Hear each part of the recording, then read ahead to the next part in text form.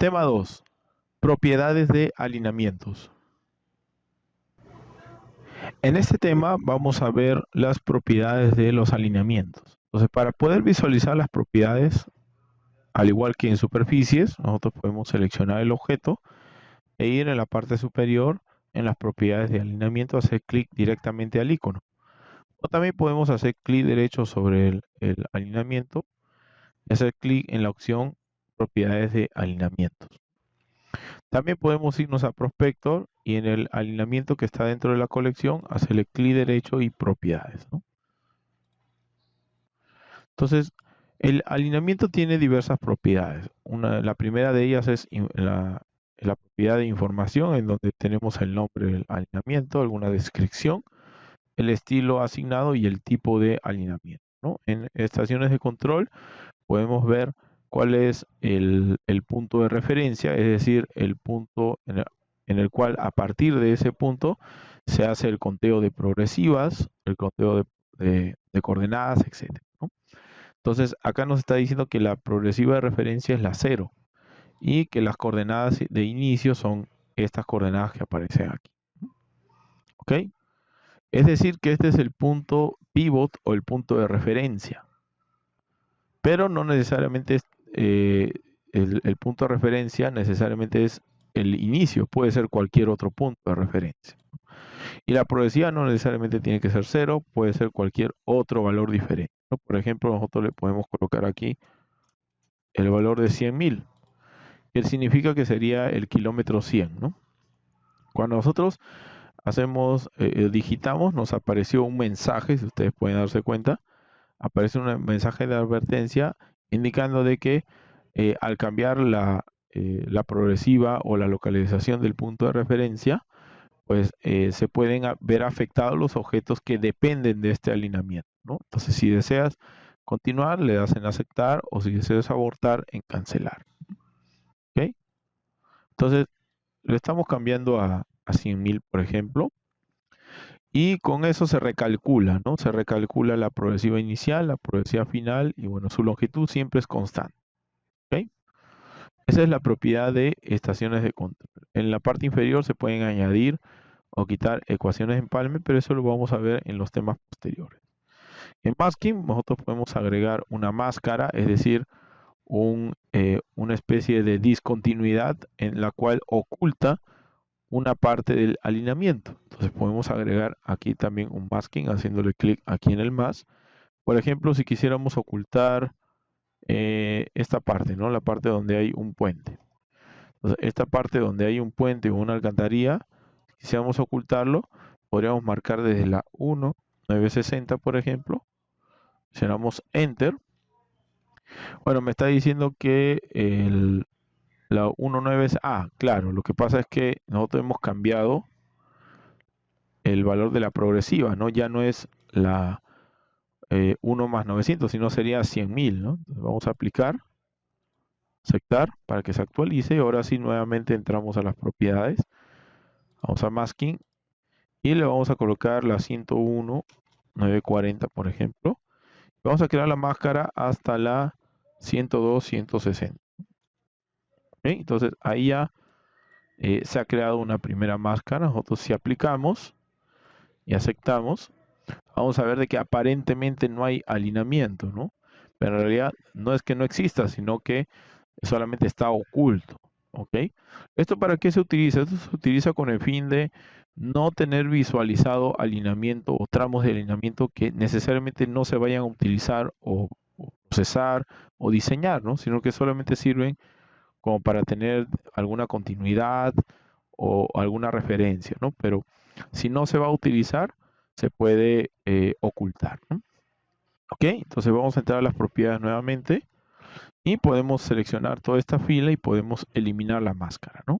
Aplicamos para que aparezca nuevamente la información. En puntos de intersección, acá tenemos diferentes opciones para poder visualizar los PIs. Entonces, los PIs se pueden visualizar considerando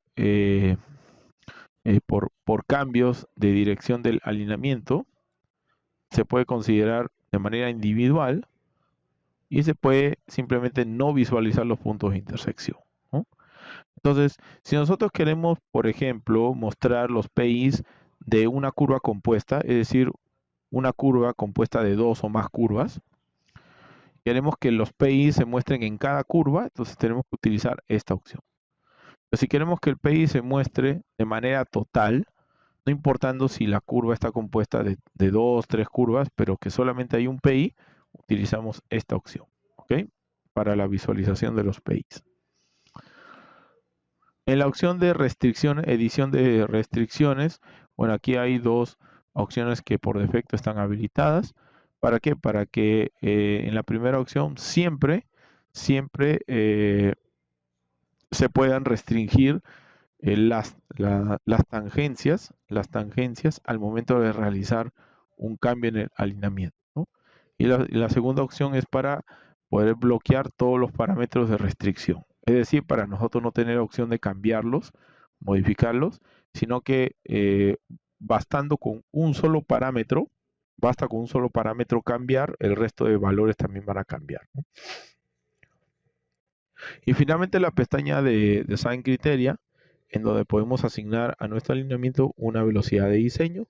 Podemos cargar un archivo de normas, el cual me va a servir también para evaluar el alineamiento, si cumple los requerimientos de radio mínimo, eh, otro tipo de requerimiento como longitudes de transición, de peralte, método para distribuir los peraltes, etcétera, ¿no?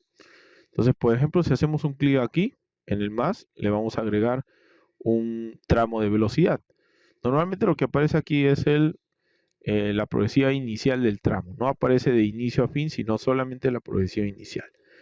Entonces, si acá aparece el valor de 100.000, eso significa que del punto con progresiva 100.000 hasta el final va a tener la velocidad de 100 kilómetros por hora, ¿no? Pero nosotros podemos cambiarle. Por ejemplo, podemos agregar otro tramo y otro tramo, ¿no? Podemos agregarle uno que tenga, por ejemplo, 60, otro que tenga 50 y otro que tenga 40, ¿no? Entonces, el de 60 va a comenzar en la 100 y el de 50 podemos decirle al programa de que comience nota progresiva. Si queremos que comience nota progresiva, podemos hacer doble clic y ahí va a aparecer un icono, el cual podemos hacer clic para definir en pantalla, ¿no? Puedo decirle, por ejemplo, que la velocidad de 50 sea hasta la velocidad de 50 inicie más o menos por aquí, ¿no? En la 101.400. Entonces podemos digitar 101.400, ¿ok? Y la velocidad de 40 podemos hacer que inicie en esta parte que es más sinuosa, por ejemplo, a partir de la 102.300, ¿no? 102.300, ¿ok? Entonces, acá podemos ponerle en comentarios, podemos ponerle sector 1, aquí podemos colocarle sector 2, aquí podemos colocarle sector 3, ¿no? Eso va a depender de qué particularidad tenga el sector, ¿no? Quizás hay algo por lo que justamente le podemos asignar 60. En el segundo sector, ¿por qué le bajamos 50? Porque seguramente hemos encontrado algo que nos restrinja seguir utilizando 60 y tengamos que bajar a 50, ¿no? ¿Ok?